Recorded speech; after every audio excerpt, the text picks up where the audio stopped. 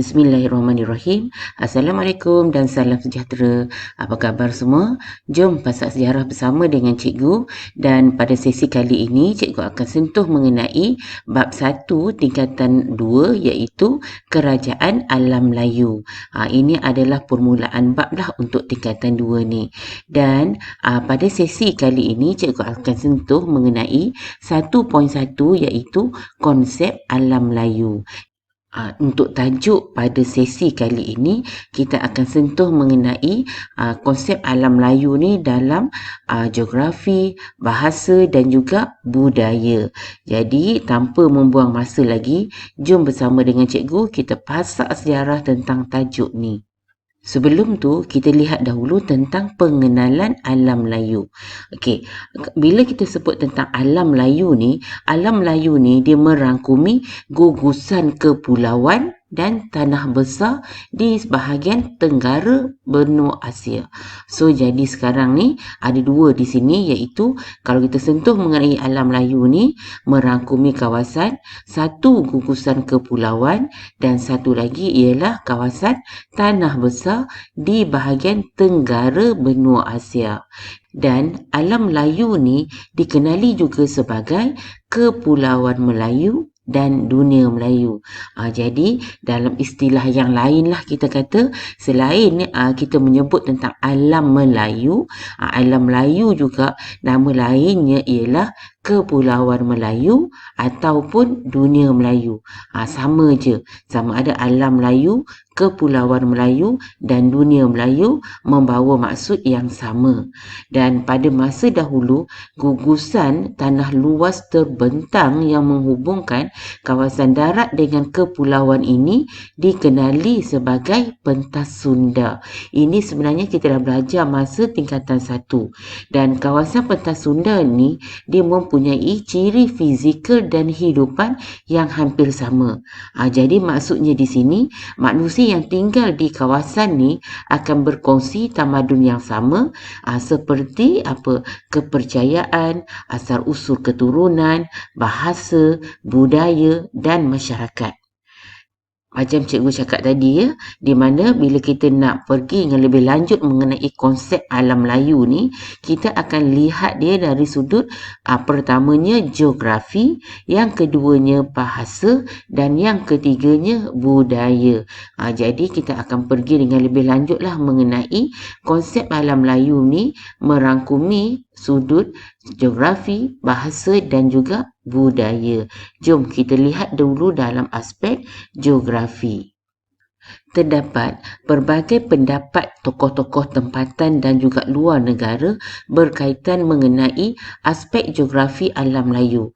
Malah pendapat mereka inilah yang kemudiannya menjadi rujukan dalam perbincangan dalam konsep alam Melayu. Jadi kita pergi dulu pendapat yang pertama, iaitu pendapat ini telah dikemukakan oleh Profesor Emeritus Datuk Dr. Nik Hassan Suhaimi Nik Abdul Rahman. Beliau merupakan ahli arkeologi bagi negara kita, di mana Dr. Nik Hassan Suhaimi telah menyatakan alam Melayu ni merangkumi Madagaskar hingga ke Tanah Melayu, kemudian Papua New Guinea, Australia, New Zealand, Kepulauan Pasifik, hinggalah sampai ke Taiwan.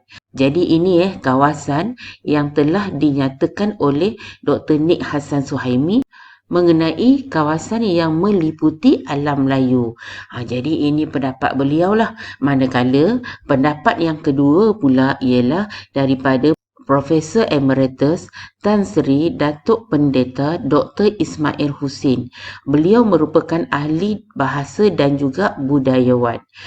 Beliau menyatakan alam Melayu ni meliputi, kita boleh lihat pada peta ni, selatan Vietnam, Kemboja, selatan Myanmar, kemudian terus ke segenting Kera, kemudian Malaysia, Indonesia, ni Indonesia, kemudian Brunei dan juga Filipina. Ini kawasan dunia Melayu yang telah dikemukakan oleh Profesor Emeritus Tan Sri Datuk Pendeta Dr. Ismail Husin. Dan kemudian kita lihat pula tokoh yang ketiga, di mana tokoh yang ketiga ni datangnya daripada Sarjana Barat, iaitu Alfred Russel Wallace, di mana beliau menyatakan Kepulauan Melayu ni merangkumi Tanah Melayu hingga ke Tenasserim dan Kepulauan Nicobar.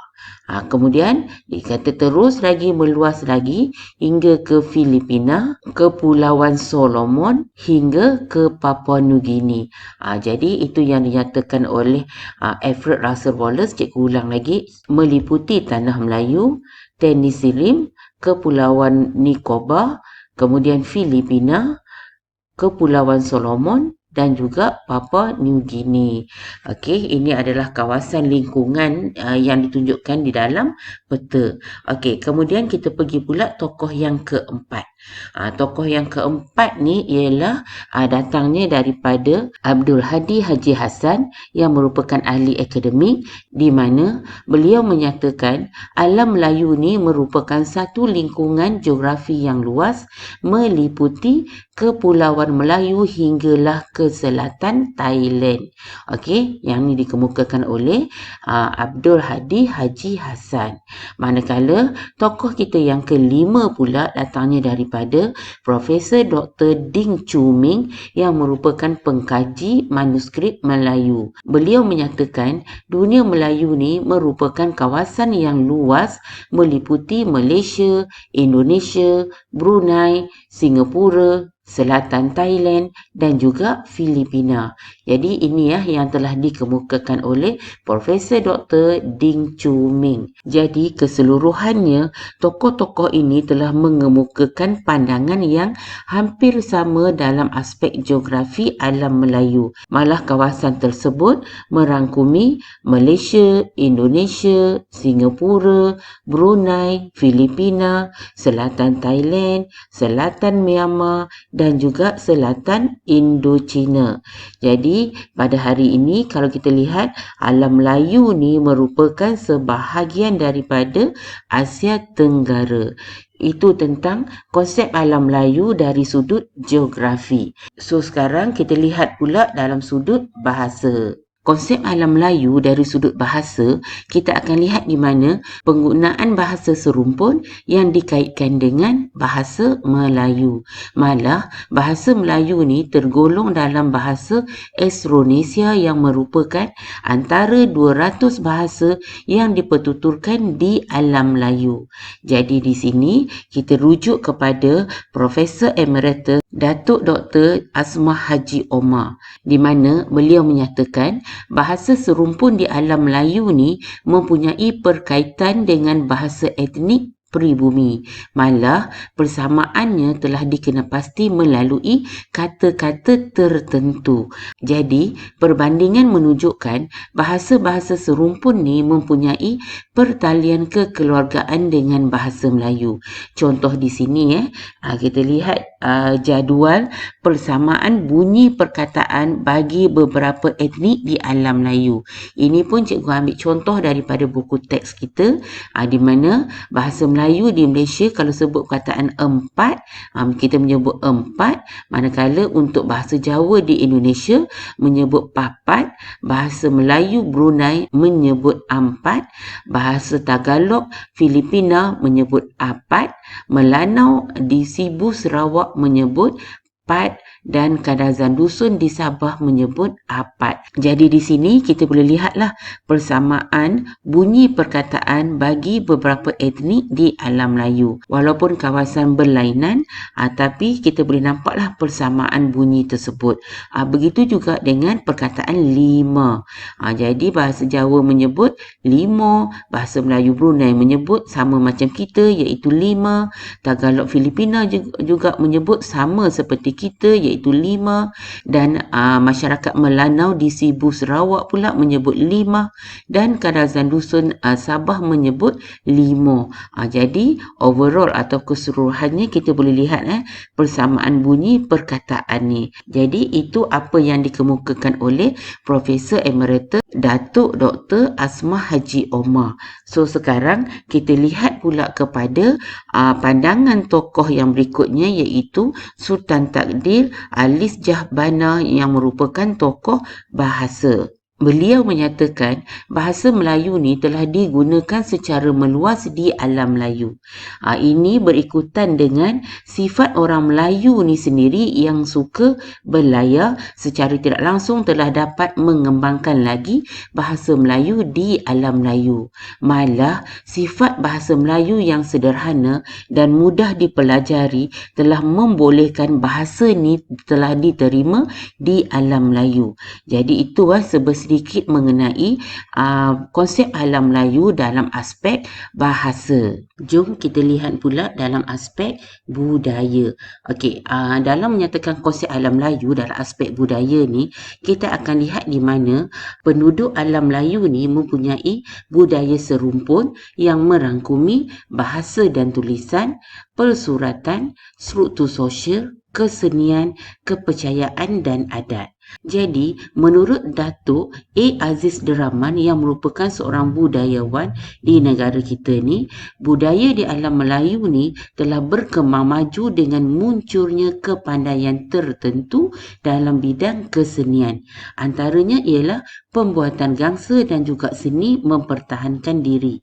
Ini merupakan ciptaan asli bagi alam Melayu.